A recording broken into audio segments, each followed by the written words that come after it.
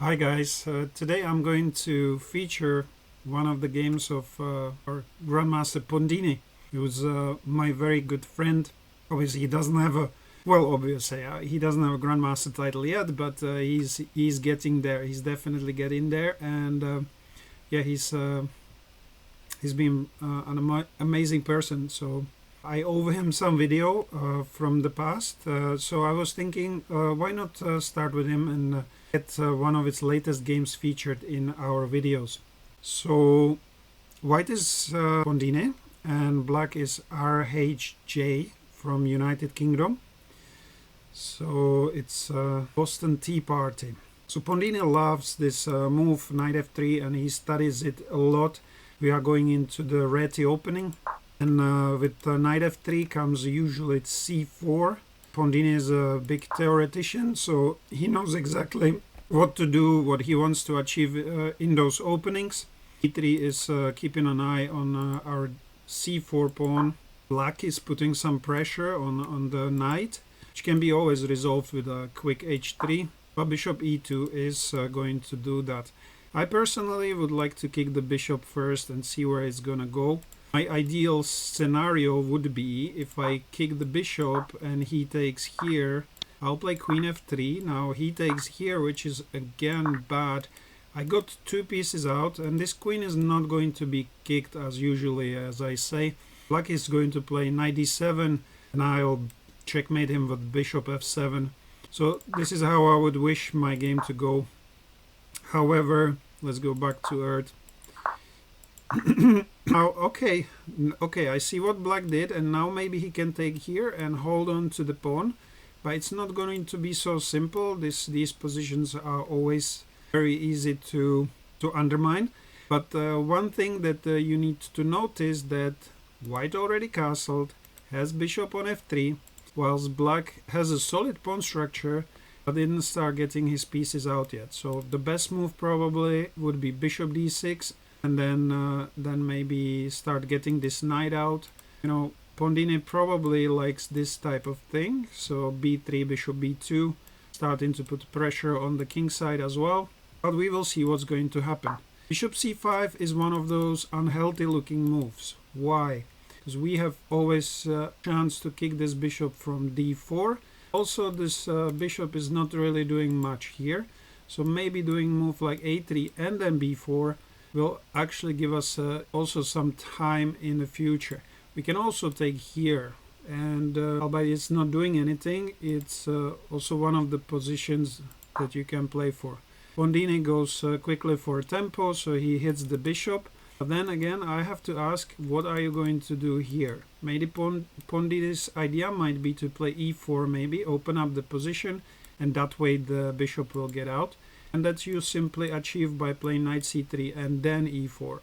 I think moving bishop b4 here would be literally silly, because you will just keep pushing that bishop away.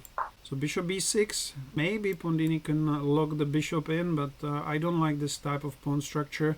As again, if I decide to go here, now if I play some neutral looking move, first of all I have locked this bishop. Second of all, even though I have nice looking pawn structure in a way, the bishop cannot really go out. And if I play some freeing move like e4, then the e4 will come in the future and this will become weakness. So I wouldn't necessarily rush with move like c5. And also it's attackable. You can just simply start attacking this pawn chain. White is better actually, but quite often if you decide to just keep the pawn chain together, there will be move like this and you cannot really recapture back on here.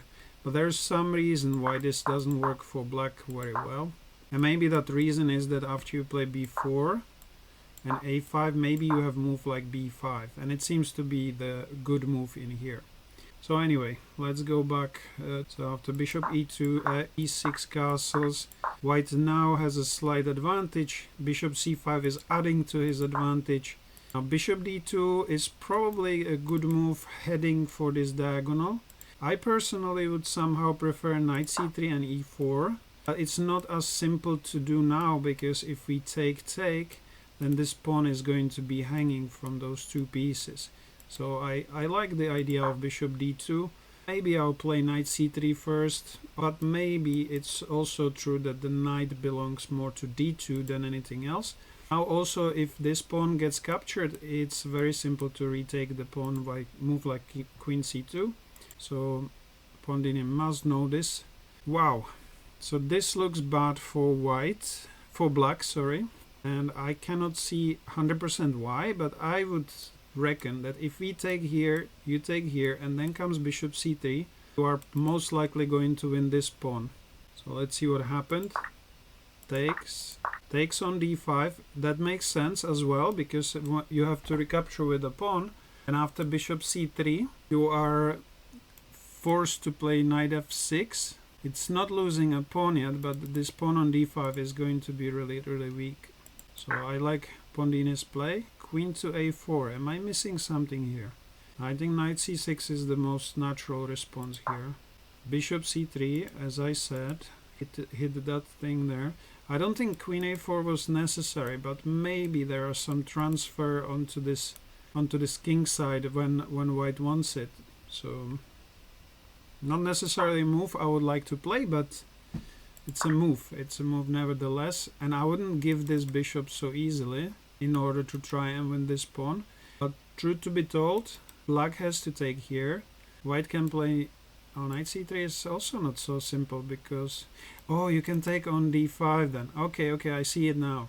So after queen f6, you can take on bishop takes d5. And now the thing is, even if you capture here, white can have this bishop takes c6, and even though it's not 100% clear, it could be very well the best move. You're already up a pawn. So let's see what happened. Castles happened. Knight c3 happened. So now you are up a clear pawn, and Pondini is going to masterfully convert this, I believe. Bishop takes b7 is something that I would do here if I was white, because the knight is attacking here. So I need to move bishop b7. Yeah, grab more material, be materialistic. That's also one thing that I would always tell to my students. Now I will play bishop e4 here, control this diagonal, and have this... Oh well, another terrible arrow. It started yesterday and it still keep going. So yes, I would keep bishop on this diagonal to utilize his strength. Though this queen is getting a little bit funky in here, but maybe you can play a move like queen d7, queen f5, some long reaching moves. So bishop e4 would be my first choice. Knight e4 is a good move, because you are counter attacking the queen and the bishop. You want to be eventually taking in here, so probably the queen will defend this. So that's something I would do. Taking pawn on b2 is not solving your problem, it's only adding to your problem. Because now if I take on c5, you cannot take this bishop anymore. So Pondini is going to do exactly that. Knight c2 looks good, but it's probably not very good. Because now we can attack this knight, and this bishop is safe. Everything seems to be well protected.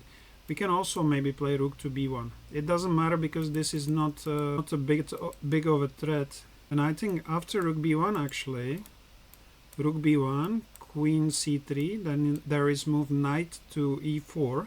The queen will have to move somewhere. If it moves here, then we can already win the knight by bishop a6, again hitting the queen. If the queen goes, for example, here, well, that is a one move that I didn't consider yet. So it's probably not as hot take as I thought it will be, because I thought then we can play rook to c1 and win here, but black created another counterplay on the bishop on b7. But anyway, this queen is gonna get chased.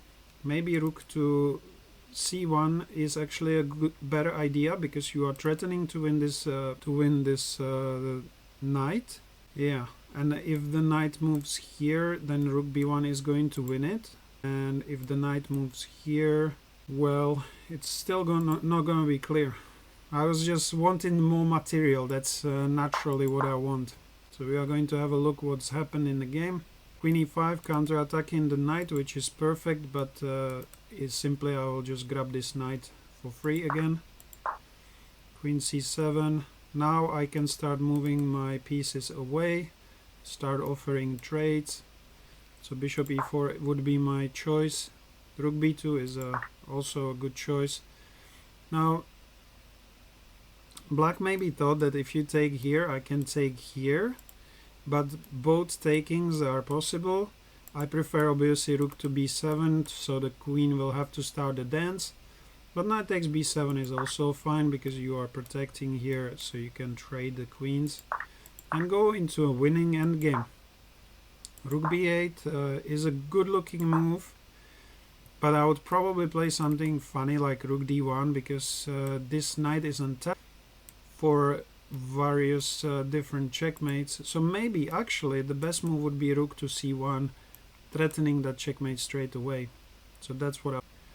Rook b2 protected. Cannot hate that kind of... Now it's only matter of... And we are grabbing another free pawn. Attacking the rook. And where the 700 play comes to play. Because when you play knight to b3, you are hitting the rook. But you would be hitting the rook here as well. So don't move your knight there. So that was another mistake that black has made. And now he is resigning. So yeah, again another game of our subscriber and my good friend James Pondini. And yeah, I hope you guys enjoying this type of content as well. So every weekend, maybe Friday, Saturday, Sunday, we are going to look at some subscribers games. So you can send them to Discord when the Discord is working. Today it seems like the Discord is blocking me on the website coming from PC. But other than that, Discord seems to be working. So you can send it to my Discord, maybe share the link on YouTube if it does let you there. And I will save some of those games for later on and can have them featured. Anyway, tomorrow we have a classical game that is supposed to be on Monday, and on Tuesday we will have a day off, so another chance for subscribers game, because to create these videos is a little bit shorter time for me. Anyway, you guys have a wonderful weekend. I'll see you later on. Bye bye.